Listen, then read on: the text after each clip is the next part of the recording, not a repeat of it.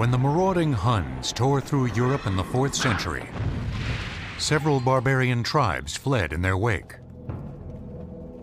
One of the displaced tribes was the Goths.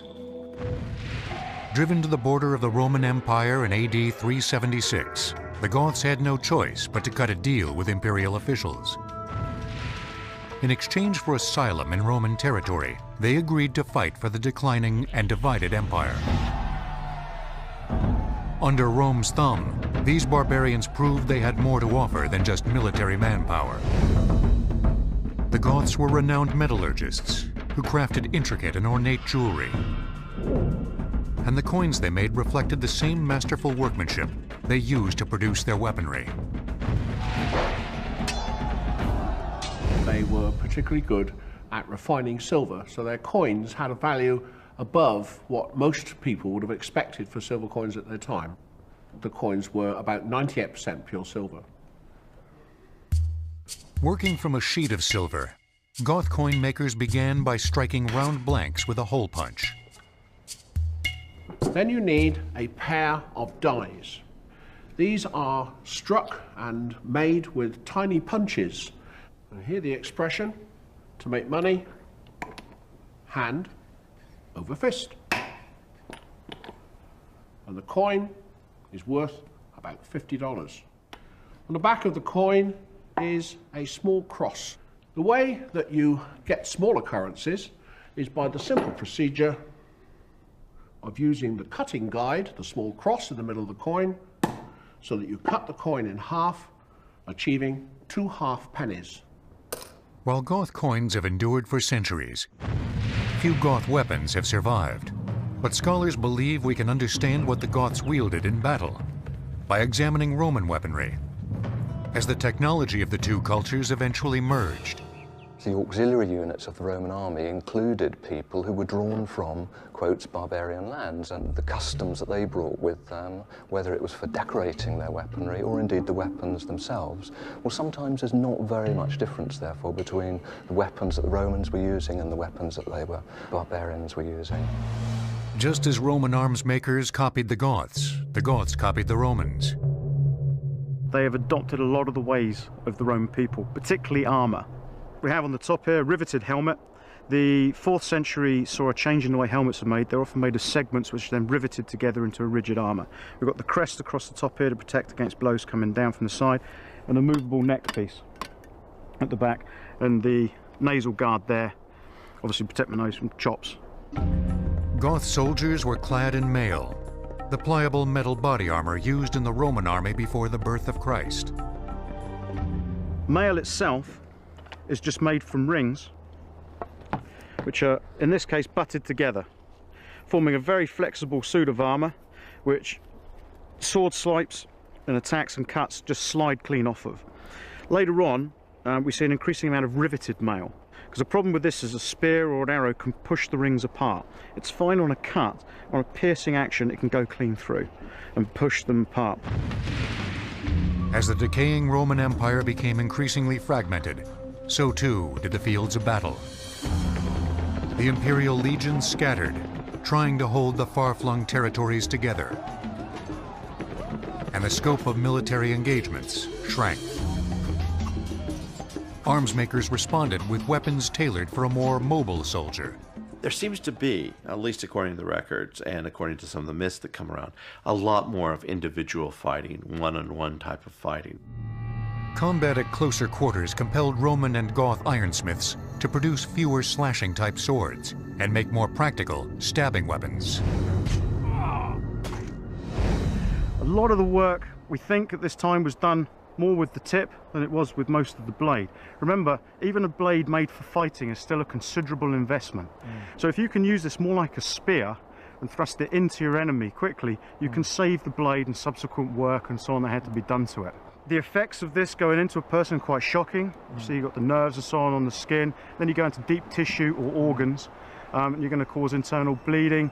You're going to take bits of fabric in there with you. It's just going to be a right mess. The best way to kill him is to get in here and push up, because then you're going to get all the organs. You can't get past the rib cage. Only if you get a very slight angle, you get it in there. But we know if you actually come up underneath, you'll damage all his organs. And we only know that you only need to go in that far to actually damage any of his organs. So the thrust upwards would be the killer thrust. Also the thrust down here, you go main artery here. So you're trying to get in here and you're trying to get up there and under his arm, just here. You get in there an inch or so, there's a main artery and he's dead. As the Goths and Romans modified their weaponry, their uneasy alliance deteriorated.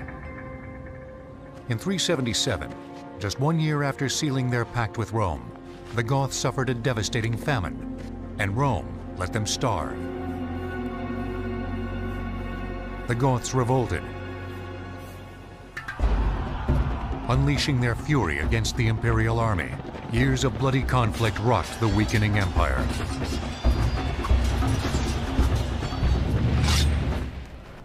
So we are, 4th century, Goth versus Roman.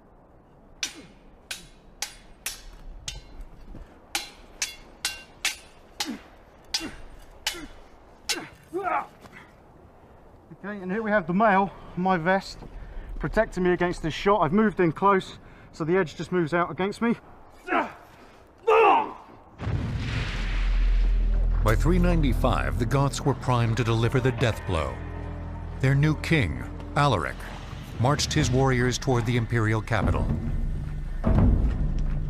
In 410, he and the Goths achieved the unthinkable.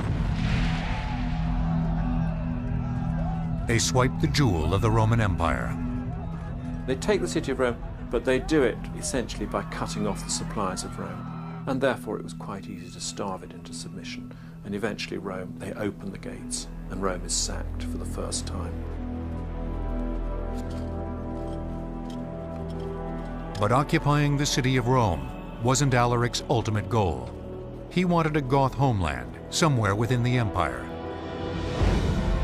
10 years after his shocking victory, officials of the dying empire finally granted him the first barbarian kingdom in southern Gaul. It was there that they encountered another tribe of barbarians, the Franks.